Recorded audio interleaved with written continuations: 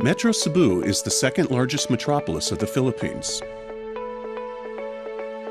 which now encompasses 13 local government units, 7 cities, Cebu, Danao, Mandaue, Lapu-Lapu, Talisay, Naga, and Carcar, and 6 municipalities, Compostela, Liloan, Consolacion, Cordova, Minglanilla, and San Fernando. In 2010, its population was about 2.5 million. However, projection of the roadmap study sees Metro Cebu's population growing to more than 5 million in 2050, almost double the 2010 population. The natural features of Metro Cebu reveal high hazard risks for landslide and flooding. 76% of the entire Metro Cebu is considered hazardous and not suitable for urban development. Like any fast-growing urban area, Metro Cebu is beset with its share of development issues, such as wastewater and solid waste management, flooding and insufficient water supply, heavy traffic, and environmental degradation caused by those, contaminated water bodies, air pollution, etc.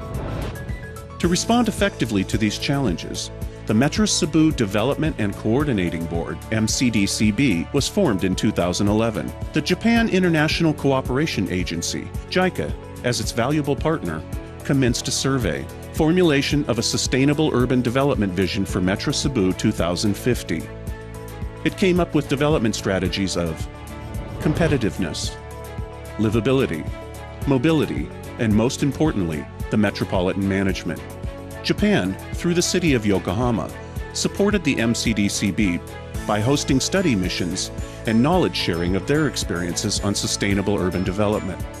Yokohama-based companies conducted pilot projects in Cebu City, a septic management plant, and a material recovery facility.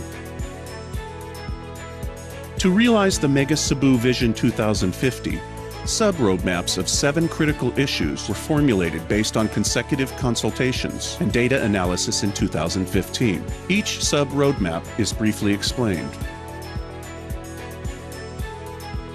If the present urbanization pattern continues, urban growth and development will still be concentrated in the already densely populated core urban areas.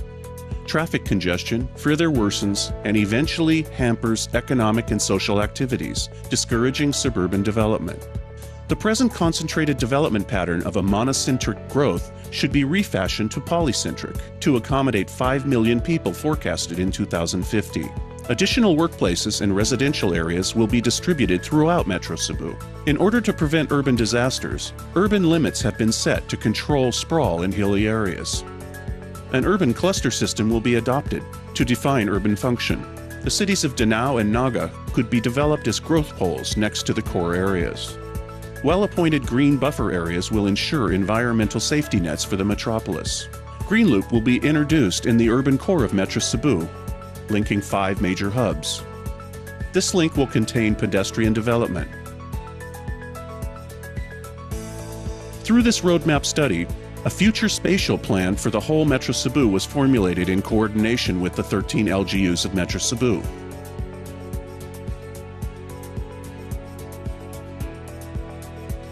Due to a limited road network and narrow roads, average vehicle speed in the urban area remain very low. Additional roads are proposed to provide alternate routes for public and private transport to mitigate current traffic jams. Under such heavy traffic, introducing a mass transit system network is proposed in order to improve mobility substantially. Introducing an automated gateway transit, AGT, airport line to connect Mactan Island and Cebu Island will be recommended by 2030. Additionally, mass rapid transit MRT lines are recommended to be introduced jointly. The combined length of these lines will be 97 kilometers with approximately 50 stations connecting all the cities and municipalities of Metro Cebu. Bottleneck mitigation measures such as modification of geometric design and traffic signals, introduction of area traffic control, grade separation, and road widening will be conducted.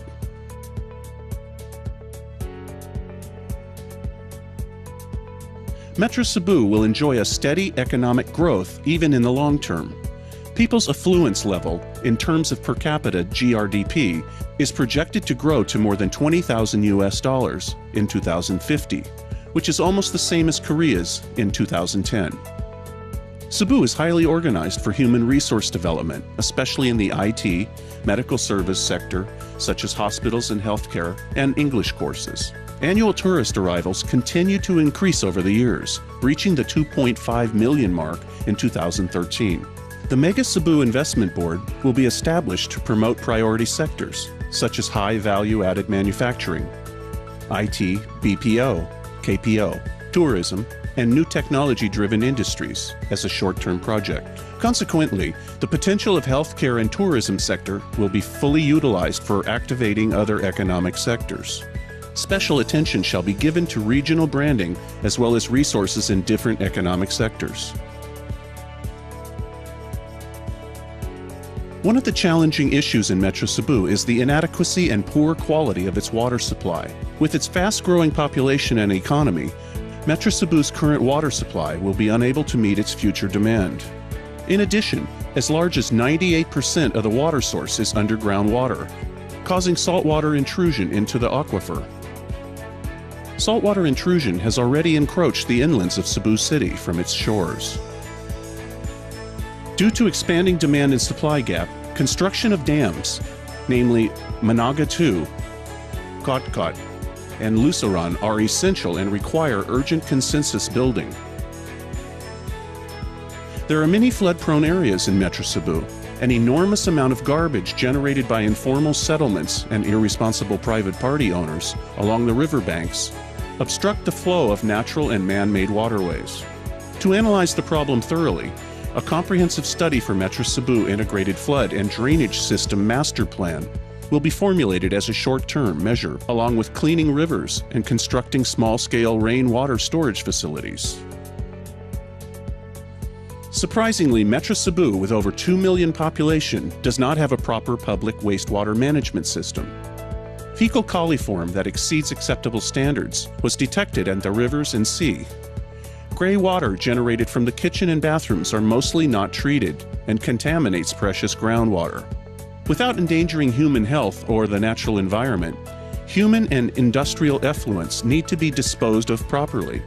7 clusters of septic treatment and management systems are proposed. Construction of a septic treatment plant is a matter of the greatest urgency. Unorganized dump sites are seen in Metro Cebu. By introducing environmentally sound technology and community participation, public health and environment are protected. A comprehensive solid waste management master plan for Metro Cebu will be required to formulate strategic policy plan based on data.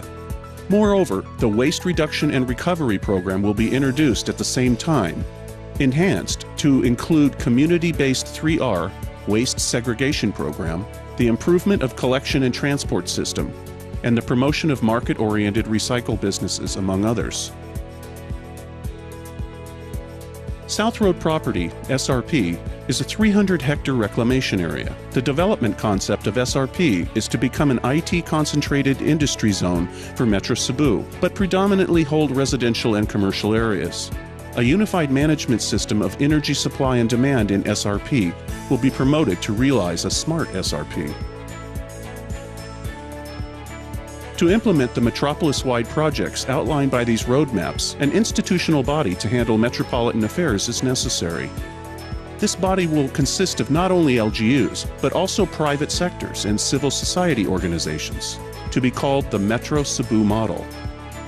As a first step for the institutional development process, MCDCB will be strengthened to coordinate several types of feasibility studies, arranged project finance, and enhanced planning capacity. The institutional body will be developed with enhanced governance functions. Evaluation of Metro Cebu Roadmap. Mega Cebu Roadmap is consisted of 7 sub-roadmaps. Based on implementation perspective, 14 anchor programs are selected as several high-priority roadmap projects.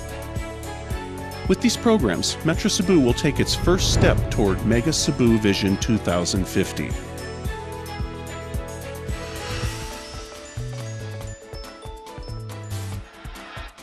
With the completion of the roadmap study for Metro Cebu, the Metro Cebu Development Coordinating Board will now be embarking on the next stage of project development, which is project resource mobilization, negotiation, and eventually project implementation.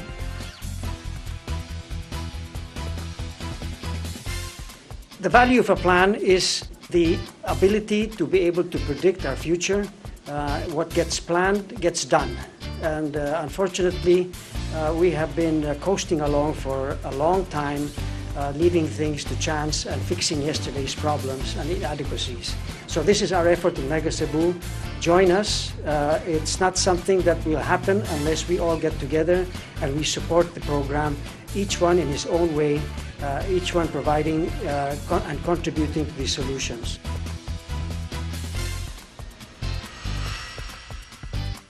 This is a different plan or a roadmap. This plan, this roadmap, all of us, all the local government unit, agencies of government, civil society, and the private sector. When we are one, all in one, one in all, it brings us to be together. And when we are together, together we can make the best thing happen for Cebu.